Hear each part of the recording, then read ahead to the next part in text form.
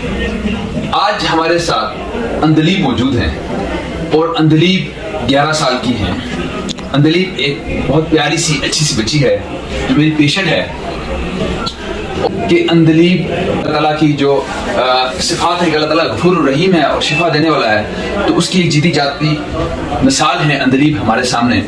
अंदलीब इस वक्त 11 साल की हैं और अंदलीब थैलासीमिया मेजर की पेशेंट थी। 6 माह में पहली दफा इनको सिम्टम्स आना शुरू हुए थे। आपको मालूम है कि थैलासीमिया में खून नहीं बनता, जो बनता है वो टूटना शुरू हो जाता है। थैलासीमिया के बच्चे हर माह खून लगवाते हैं, उनका रंग पीला रहता है, जिगर और तिल्ली बढ़ जाती है। तो यही मसाइल पहली दफा इसको स्टार्ट हुए 6 माह की उम्र में, और फिर आहिस्ता आहिस्ता उसकी बीमारी थोड़ा थोड़ा बढ़ती गई। लेकिन उसकी जो वालदा हैं जो मेरे पास बैठी हैं, बहुत समझदार खातून हैं, पढ़ी लिखी हैं, उन्होंने हिम्मत नहीं हारी और इस बीमारी के बारे में पढ़ा कि इस बीमारी का मुकम्मल इलाज कैसे किया जा सकता है। और फिर आखिरकार 4 साल की उम्र में अंदलीब का बोन मैरो ट्रांसप्लांट किया गया। बोन मैरो ट्रांसप्लांट करने के बाद अंदलीब बिल्कुल ठीक रही और इसको खून लगाने की जरूरत नहीं पेश आई और अंदलीब को दवाइयों की भी ज्यादा जरूरत नहीं पड़ी पेश आई। और आज जब अंदलीब मेरे पास आती है, वो माशाल्लाह 11 साल की हो गई है, तो कोई कॉम्प्लिकेशंस नहीं है इसके अंदर अल्हम्दुलिल्लाह। इसका जिगर मैंने देखा है, जिगर नहीं बढ़ा हुआ। इसकी तिल्ली मैंने देखी है, इसकी तिल्ली नहीं बढ़ी हुई। ना ही इसका सांस फूलता है, नहीं पाँव पे सोजन है, नहीं कार्डियोमायोपैथी है, नहीं हाइपोथायराइडिज्म है ना। माशाल्लाह इसका वजन भी ठीक है, इसका कद भी ठीक है। हालांकि थैलासीमिया वाले बच्चों का वक्त के साथ वजन भी नहीं बढ़ता, कद भी नहीं बढ़ता, उनकी रंगत खराब हो जाती है, उनके दांत खराब हो जाते हैं, चेहरे की साख्त तब्दील हो जाती है। इसके अलावा ग्रोथ रिटार्डेशन होती है, प्यूबर्टल डिले होता है और बहुत सारी कॉम्प्लिकेशंस होती है थैलासीमिया के उन बच्चों में जो बोन मैरो जिनका ना हो सके और वो हर माह खून लगवाते रहें, तो कॉम्प्लिकेशंस दर कॉम्प्लिकेशंस उनके अंदर बढ़ती जाती हैं, चली जाती हैं। आजकल एक और कॉम्प्लिकेशन हम देख रहे हैं कि हर माह खून लगवाने की वजह से उनके अंदर हेपेटाइटिस बी आ जाता है, हेपेटाइटिस सी आ जाता है, समटाइम्स HIV आ जाता है। मसाइल दर मसाइल का वो शिकार रहते हैं और अल्टीमेटली थैलासीमिया के बच्चों की डेथ्स हो जाती हैं। आज इस वीडियो बनाने का मकसद ये है कि अंदलीब हमारे सामने एक जीती जागती मिसाल है कामयाबी की। कामयाबी क्या कामयाबी थी? कामयाबी ये थी कि इसकी वालदा ने बहुत जल्द ये समझ लिया कि हर माह खून लगाना कोई मुकम्मल इलाज नहीं है और बोन मैरो ट्रांसप्लांट कराना मुकम्मल इलाज है। और इसकी वालदा ने ये स्टेप लिया बावजूद इसके कि लोगों ने कहा कि शायद ये कामयाब ना हो और उल्टा नुकसान हो जाए, लेकिन उसके बावजूद उन्होंने अल्लाह की जात पे यकीन किया और रोजे रखे और अपनी बच्ची को इसके भाई ने बोन मैरो ट्रांसप्लांट की और इन्होंने ये बोन मैरो ट्रांसप्लांट करवाया जब ये 4 साल के थे और आज ये 11 साल की और अल्हम्दुलिल्लाह ये बिल्कुल ठीक है। आज हम बात करेंगे अंदलीब से और अंदलीब की बाहिम्मत वालदा से और देखते हैं कि ये पाकिस्तान भर और दुनिया भर में जो बाकी थैलासीमिया के बच्चे हैं उनको ये क्या पैगाम देना चाहते हैं। क्योंकि हम देखते हैं कि जब भी हम वालिदैन को बताते हैं कि आपने इसका मुकम्मल इलाज, थैलासीमिया का मुकम्मल इलाज बोन मैरो है, तो वो घबराते हैं, डरते हैं और पैसे होने के बावजूद लोग नहीं करवाते।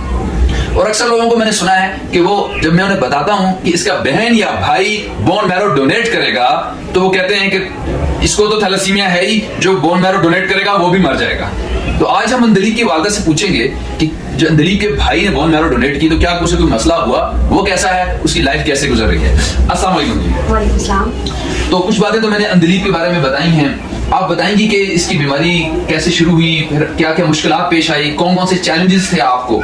जी मैं बिल्कुल बताऊंगी, क्यों नहीं बताऊंगी। मेरा तो मकसद बताने का यही है कि पाकिस्तान में जितने भी बच्चे जो हैं वो थैलेसीमिया के मरीज हैं, उन तक और उनकी माओं तक मेरा पैगाम पहुंचे कि जिस तरह से मैं रोती रही, रात भर रो रो के मैं दुआएं करती थी कि या अल्लाह कैसी बीमारी है जिसका कोई हल नहीं है। तो मैंने फिर हिम्मत की और मुझे अल्लाह ताला ने राह दिखाई कि इसका हल है, क्यों नहीं है हल। बोन मैरो ट्रांसप्लांट आप लोग करवाएं और मैंने बोन मैरो ट्रांसप्लांट करवाया, तो उससे मेरी बेटी बिल्कुल अल्हम्दुलिल्लाह सबके सामने है, बिल्कुल ठीक है। इसको 8 माह की उम्र से इसके साथ ये मसला स्टार्ट हुआ था कि इसको वॉमिटिंग स्टार्ट हुई थी। मेरे बच्चे ये 2 ट्विंस थे, बेटा फोर्थ हो गया था 2 माह की उम्र में। उस बेटे को क्या था? उस बेटे को कुछ भी नहीं था सब, जस्ट मैंने बस यहीं पे इसी हॉस्पिटल में आई थी और इनको वैक्सीन करवाई थी 2 मंथ्स की उम्र में। तो गई तो उसको बुखार हुआ और उसकी डेथ हो गई, उसको हार्ट अटैक था। ठीक। तो फिर ये है कि मैं इसको मैं यहाँ पे डॉक्टर्स के पास चकरवाती, आयरन देती रही, जो भी देती रही, लेकिन ये ठीक नहीं हो रही थी। वॉमिटिंग बहुत ज्यादा और इसका कलर बहुत वाइट, बिल्कुल वाइट, इतना कि इसमें ब्लड बिल्कुल था ही नहीं। फिर मैं इसको पिंडी लेगी टीम्स में लेगी, वहाँ पे इसके सारे टेस्ट हुए, वहाँ पे इसको ब्लड लगा। इसका ब्लड उस टाइम था 4 पॉइंट कुछ समथिंग। तो डॉक्टर साहब ने फिर इसका टेस्ट किया जो थैलेसीमिया का टेस्ट है, उसमें पता चला कि इसको बोन मैरो ट्रांसप्लांट की जरूरत है, इसको थैलेसीमिया मेजर है। तो मुझे तो ये भी नहीं पता था कि थैलेसीमिया मेजर होता क्या और थैलेसीमिया क्या बीमारी है। हालांकि मैं तो मास्टर डिग्री मैंने की है, लेकिन मुझे इस बीमारी का बिल्कुल इल्म नहीं था। फिर मैंने इसके बारे में डॉक्टर साहब से पूछा, सारा कुछ उन्होंने बताया कि ये तो जीन्स में ही आती है और ये मैं खानदानी बीमारी जैसे आप कह सकते हैं, कजन मैच में बहुत ज़्यादा है। तो ये कि थैलेसीमिया की 3 किस्में होती हैं, एक माइनर, मेजर, और इसका तो मेजर है। और मेजर का तो चेन ही नहीं होती, जब इसकी ब्लड कैसे बनेगा इसका ब्लड, जब आप इसका ट्रांसप्लांट कराएंगे तो फिर इसकी ये मुमकिन हो सकती है बात। तो मैंने फिर पूछा, उन्होंने बताया कि इसको हर महीने ब्लड लगेगा और जो ही आप देखेंगे इसका ब्लड कम हो रहा है आप दोबारा से इसको ब्लड लगवाएं। तो मेरे लिए वो लम्हे क़यामत का डाल था मेरे लिए, और मैं बहुत ज़्यादा रोती थी। फिर मैंने अपने हस्बैंड को बताया कि ये प्रॉब्लम हो गया। वो भी बहुत ज़्यादा परेशान थे, हद से ज़्यादा परेशान, क्योंकि मेरे माशाल्लाह इससे बड़े एक बेटी और एक बेटा है, वो बिल्कुल ठीक है। फिर मैंने क्या किया कि सबसे पहले उनके टेस्ट करवाए, पता किया कि उनको भी आया, ऐसा मसला तो नहीं है। उनका ये है कि एक बेटी जो मेरी बड़ी है उसको माइनर है, थैलेसीमिया माइनर है, और दूसरा बेटा जो है वो कम्प्लीटली ठीक है, जिसका भाई है जिसने इसको डोनेट किया है शेल्टर। फिर अल्लाह से दुआ मांगती रही। फिर मैं CMH में गई, वहाँ पे जब मैंने जाके सारा कुछ मालूमात की, तो वहाँ पे उस टाइम में आपको जब मैंने पूछा कि क्या इससे कितना इलाज हो जाएगा, कितने पैसों में होगा, तो उस टाइम उन्होंने मुझे कहा था 45 लाख में होगा ये आपका, क्योंकि हमारा कोई भी इस तरह का मेडिकली और कुछ भी नहीं है, सरकारी कुछ भी गवर्नमेंट की तरफ से नहीं था ना। तो वहाँ पे मैं मायूस होकर आ गई, मैं मायूस होकर वहाँ से आ गई, क्योंकि 45 लाख तो मेरे ख्वाबों में भी नहीं था कि मैं कभी ऐसा कर सकूंगी। फिर मैं दोबारा टीम्स में आई, मैंने बैतुल माल की तरफ से ट्राई किया, लेकिन वहाँ पे बैतुल माल की तरफ से नहीं हो सकता था। इसको जब मैं ब्लड लगवा रही थी तो उसके बाबा का ID कार्ड वहाँ पे उनको पता था कि गवर्नमेंट मुलाजिम है, ये वार्डन है, ये इनकी पे है सारा कुछ, लेकिन इसका नहीं हो सकता था। तब भी मैं मायूस नहीं हुई, फिर भी मैंने अल्लाह से बहुत दुआएं मांगी। उसी दौरान मैं इसको ब्लड लगवाती रही, हर महीने इसको ब्लड लगाने के लिए मैं टीम्स जाती। इसके बाबा जो है मुझसे बहुत प्यार करते थे, वो कभी भी इसको एक दफ़ा भी ब्लड लगाने नहीं लेके गए। वो कहते थे कि मैं इसको सुई चुभते हुए नहीं देख सकता, लेकिन मैं एक माँ होकर ज़ाहिर माएँ जो होती हैं वो सब कुछ बर्दाश्त करती हैं, वो सब कुछ कर लेती हैं अपनी औलाद के लिए। लेकिन मैं अकेले जाती थी और मैं अपनी बेटी को ब्लड लगा के बस टाइम रात को 9 बजे जाऊँ 10 बजे जाऊँ, वहाँ पे लोगों की स्टोरियाँ जब देखती थी, जवान लड़कियाँ देखती थी कि वो इस तरह से बीमार हैं और वो उनकी डेथ हो जाती है, तो फिर मैं बहुत रोती थी कि अल्लाह मेरी बेटी इस नौबत पे ना आए। एक दफ़ा ऐसा हुआ कि हम लोग पिंडी नहीं जा सके, कोई धरनों का मसला था, ये कादरी के धरनों का उस टाइम मसला चल रहा था, पिंडी नहीं जा सके। तो यहाँ लोअर बाजार में डॉक्टर रिजवान है, उनके पास में गई, तो मेरे हस्बैंड ने अपने एक फ्रेंड वार्डन से कहा कि वो अपना ब्लड, इसका ब्लड ग्रुप भी तो नहीं मिल रहा था हमें, और नेगेटिव हमें नहीं मिल रहा था। फिर उसने हमें ब्लड दिया, तो मैंने इसको यहाँ पे लोअर बाजार में ब्लड लगवाया, क्योंकि इसकी सिचुएशन बहुत ज़्यादा डाउन हो गई थी, तो ब्लड लगाना मस्ट था। तो डॉक्टर रिजवान के पास मैं गई तो मैं रो रही थी बहुत ज़्यादा। डॉक्टर रिजवान ने मुझे कहा कि बिल्कुल मत रो, तुम उस दिन से डरोगे जब तुम्हारी बेटी यंग तुम्हारे हाथों में मर जाएगी, तुम क्यों हिम्मत नहीं करी। एक औरत को हिम्मत करनी पड़ती है, मर्द कभी हिम्मत नहीं करते। मर्द के साथ जब औरत का स्टैंड होता है तो तब वो हिम्मत करते हैं। फिर मैंने ऐसा किया कि मैंने उनसे कहा, रज़ी भाई प्लीज़ आप मुझे सारा कुछ सर्च करके बताएं, मेरे पास तो कोई अवेयरनेस नहीं है, मुझे तो पता ही नहीं है कि ये बीमारी क्या है, इसका कैसे इलाज कराऊँ, और अल्लाह ना करे मेरा दूसरा बच्चा अगर मर जाए उसका डोनेट आप कहने करवाऊँ।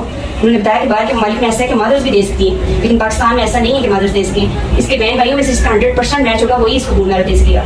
फिर उन्होंने मेरा आस्ता आस्ता माइंड चेंज किया, मैंने उनसे कहा कि आप अजहर से बात करें। मैंने ऐसा किया कि CMH में जाकर अपने 4 बच्चों के 3 बच्चे मेरे उस टाइम थे, चौथा बेटा मेरा पेट में था, और मैं डर रही थी कि खुदाया मुझे अल्लाह ने और बच्चा दे दिया, और मैं ये इस बच्चे को भी अल्लाह ना करे ऐसा मसला हो तो मैं क्या करूँगी।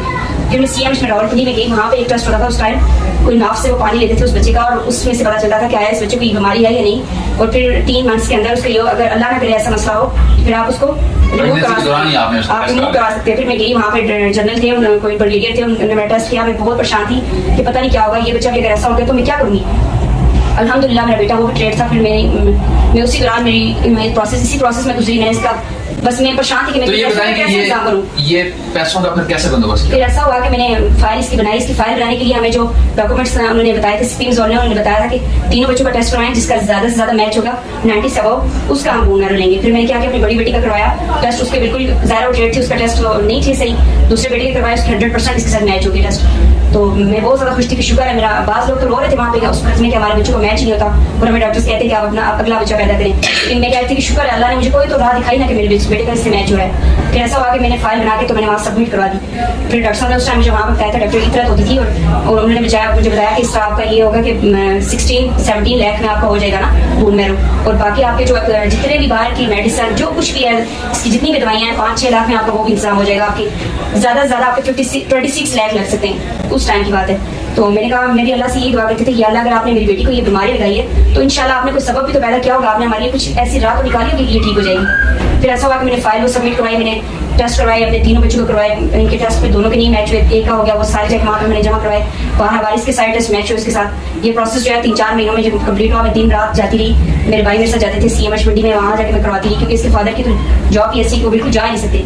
हमें कॉल आ गई और मेरे हस्बैंड ने बताया कि इसके हॉस्पिटल से कॉल आई है, वो बता रहे हैं कि आप इसको ले आए ना प्रोसेस के लिए। तो हम लोग बहुत ज़्यादा परेशान थे उस टाइम, मेरा सिजेरियन हो चुका था, मेरा बेटा 2 मंथ्स का था, तो मैं बहुत ज़्यादा परेशान थी कि अल्लाह मैं कैसे इसको ले तो जाऊँगी, लेकिन मेरे पास 1 रुपया भी नहीं है, मेरी कौन मदद करेगा। उस दिन से फिर हम लोग बस रोना स्टार्ट किया और फिर अल्लाह से दुआ की। फिर हमारे माइंड में ये था कि जो मेरे पास सबसे पहले मेरी ज्वेलरी है, मैंने वो सेल की अपनी ज्वेलरी। उस टाइम तो ज्वेलरी भी बहुत ही ज़्यादा सस्ती थी, 18,000 में 1 तोला होता था। तो उस टाइम की ज्वेलरी क्या थी, मैंने सारी ज्वेलरी भी दी तो मेरी तकरीबन 1,20,000 की मेरी ज्वेलरी सेल थी। तो कुछ भी नहीं था ना होने के बराबर, लेकिन फिर भी मुझे ये खुशी थी कि शुक्र है मेरे पास अपना तो कुछ है। मेरी फाइनेंशियली तौर पे मैं बिल्कुल स्ट्रांग नहीं थी, ना मेरी मदर्स ना मेरे फादर थे है ही नहीं बिल्कुल, और ना मेरे भाई, सारे मुझसे छोटे हैं, कोई भी ऐसा बंदा नहीं था जो मुझे सपोर्ट करता। फिर ऐसा था कि मैंने अजहर से कहा कि बिल्कुल हम हिम्मत नहीं हारेंगे, हम इसको लेके जाएंगे, हम पैसों का इंतजाम करेंगे।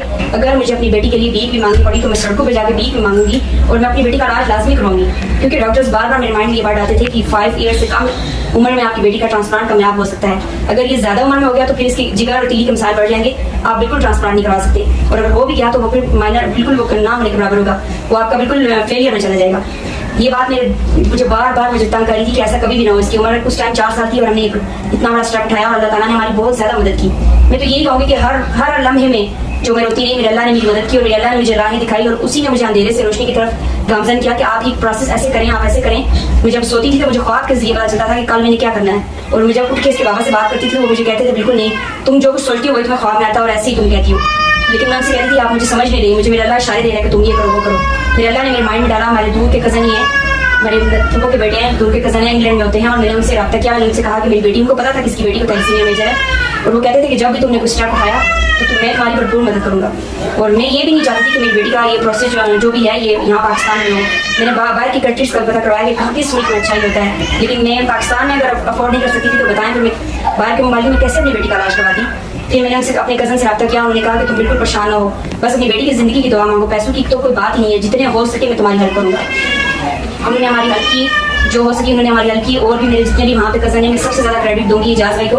इजाज़ भाई वो वाहिद बंदा है जिसने मेरी इतनी ज़्यादा हेल्प की कि मुझे ज़िंदगी के किसी मोड़ पर रुसवा नहीं किया। मेरी बेटी आज ठीक है तो उन्हीं के पैसों से ठीक है, और मैं उनका नाम कभी भी नहीं लेना चाह रही थी। वो मना करते थे कि कभी मेरा नाम ना लो, अगर मैं नेकी करूँगा तो मेरी ये नेकी ज़ाया हो जाएगी। लेकिन मैं समझती हूँ कि अगर मैं उनका नाम ना लूँ तो मैं खुद ही अंदर घुट के मर जाऊँगी। एक इंसान ने जिसने मेरे लिए इतना कुछ किया तो मैं उसका नाम कैसे ना लूँ।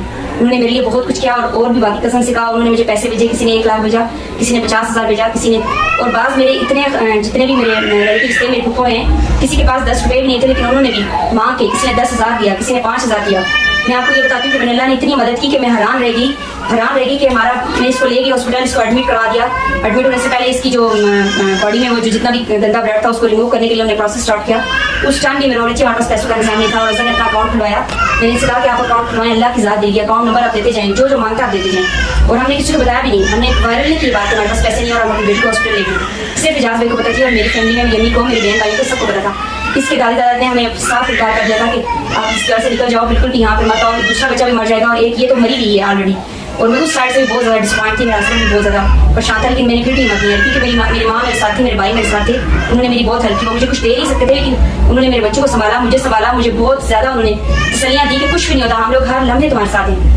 फिर ऐसा हुआ कि जब मैंने इसका प्रोसेस स्टार्ट करवाया, 4 दिन एडमिट रही।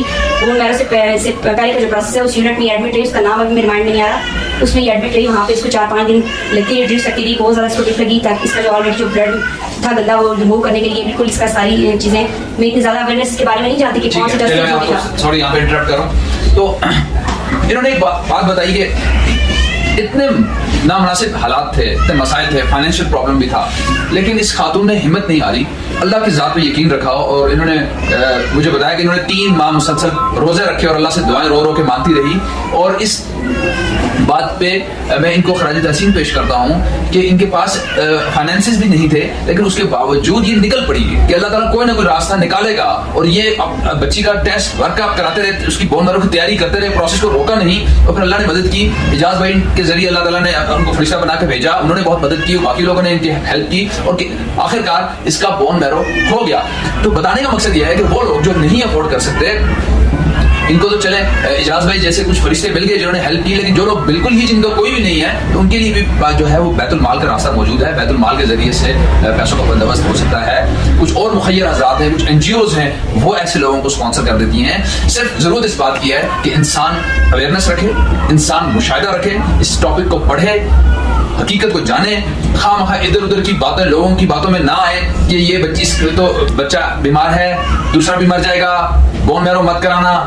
रिस्क लेना पड़ता है। दुनिया में जितने भी कामयाब लोग हैं, जितने लोगों ने जो भी बड़े बड़े काम किए हैं, उन सब ने रिस्क लिया है। रिस्क लिए बगैर आप कभी कुछ अचीव नहीं कर सकते जिंदगी में। सो इन्होंने रिस्क लिया, गो के नाकामी का खतरा भी था, बोन मैरो ट्रांसप्लांट नाकाम भी हो सकता था, लेकिन फिर भी इन्होंने रिस्क लिया, और रिस्क लिया तो अल्लाह ने कामयाबी दी। अगर ये रिस्क ना लेते तो अल्लाह मियां इन्हें कामयाबी ना देता। आज अंदलीप आपके सामने मौजूद है, माशाल्लाह देखें 11 साल की बच्ची है। कहीं इसको देख के नहीं लगता कि इसे थैलेसीमिया है। थैलेसीमिया के बच्चों का रंग बिल्कुल खराब हो जाता है, इसका रंग बिल्कुल ठीक है। दांत देखो बेटा, उनके दांत ओवर क्राउडिंग हो जाती है दांतों की, इसके दांत बिल्कुल ठीक हैं। मैक्सिलरी प्रोमिनेंस हो जाती है थैलेसीमिया वालों में, इसकी कोई थैलेसीमिया मैक्सिलरी प्रोमिनेंस नहीं है, कोई फ्रंटल बॉक्सिंग नहीं है, इसका माथा बिल्कुल ठीक है। उनका रंग आयरन डेफिशिएंसी की वजह से पिलाहट होती है, पैलर होता है। देखिए कोई पैलर नहीं, मुझसे ज्यादा रेडिश है ये, माशाल्लाह माशाल्लाह। और जिगर और तिल्ली में पहले देख चुका हूं, इसकी जिगर और तिल्ली बिल्कुल ठीक है, ना जिगर बढ़ा है ना तिल्ली बढ़ी हुई है। सो अंदलीप को देख के वो तमाम लोग पाकिस्तान में जिनके बच्चों को थैलेसीमिया है, प्लीज इस बात को अंडरस्टैंड करें कि आपने 5 साल की उम्र से पहले बोन मैरो करवाना है। अगर 5 साल की उम्र से पहले बोन मैरो नहीं कराएंगे, बच्चा बड़ा हो जाए तो फिर बोन मैरो कराने का कोई फायदा नहीं है। दूसरा ये कि अगर पैसे नहीं है तब भी अगर आप बाहिम्मत हैं तो अल्लाह आपकी मदद करेगा, बोन मैरो हो सकता है। हर महीने जस्ट खून लगाना इस बीमारी का इलाज नहीं है, ये आर्जी इलाज है। जैसे आपके घर में अगर पानी नहीं आ रहा तो आप टैंकर बुलवाते हैं और टैंकी को फिल करा देते हैं, तो ये कोई परमानेंट सोल्यूशन नहीं है।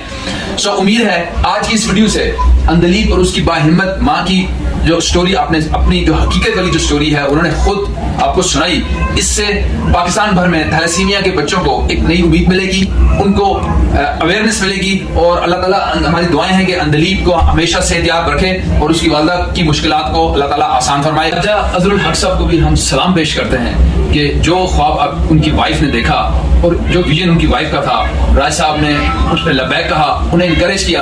और अमूमन हमारे यहाँ मर्द हजरात जो हैं वो वही करते हैं जो उनकी अपनी मर्जी होती है, लेकिन उन्होंने अपनी वाइफ का जो इस विजन था उसमें उनको पूरा करने में बहुत अहम किरदार अदा किया, उनको इंकरेज किया, उनका साथ दिया। और मरी के एक गांव से ताल्लुक रखने के बावजूद और वसाइल ना होने के बावजूद उन्होंने वो कुछ कर दिखाया जो बड़े बड़े करोड़पति और अरबपति लोग भी नहीं कर पाते, इस खौफ की वजह से कि अगर बोन मैरो कराया तो ये हो जाएगा, वो हो जाएगा, डोनर भी मर जाएगा, रेसिपिएंट भी मर जाएगा। और दूसरी बात, अंदलीप बेटा खड़ी है, अंदलीप पूरे पाकिस्तान के थैलेसीमिया के बच्चों के लिए एक उम्मीद है, एक पैगाम है कि अंदलीप जब बोन मैरो से गुजर रही थी तो उसके नाखून गिर रहे थे, उसके बाल गिर गए, उसकी जुबान खराब हो गई, उसकी स्किन खराब हो गई। 5 साल उसे एक कमरे में रहना पड़ा, उसे रिश्तेदारों से मिलने नहीं दिया गया, उसे बाहर नहीं निकलने दिया गया क्योंकि बोन मैरो के बाद जो इम्यून सिस्टम होता है वो सुप्रेस हो चुका होता है, आपने इन्फेक्शन से बचाना होता है। लेकिन वो कठिन टाइम, वो मुश्किल वक्त इसने देखा, हर तकलीफ इस बच्ची ने बर्दाश्त की और उसके बावजूद इसे हिम्मत नहीं आ रही। और आज भी जब हमें ये मिलती है तो इसके चेहरे पे एक स्माइल होती है। तो पाकिस्तान भर के वो तमाम बच्चे थैलेसीमिया के शिकार हैं, अंदलीप आपको सलाम पेश करती है। अंदलीप आप बेटा उन बच्चों के लिए कुछ बोलना चाहेंगी, कुछ कहना चाहेंगी उनको? मैं पाकिस्तान के बच्चों को ये कहना चाहूँगी कि बिल्कुल भी मत डरे और अपना इलाज करवाए। हर साल ब्लड ना लगवाए। मेरे मम्मा पापा ने बहादुरी दिखा के मेरा ट्रांसप्लांट करवाया और माशाल्लाह से मैं अब ठीक हूँ। माशाल्लाह, वेरी गुड।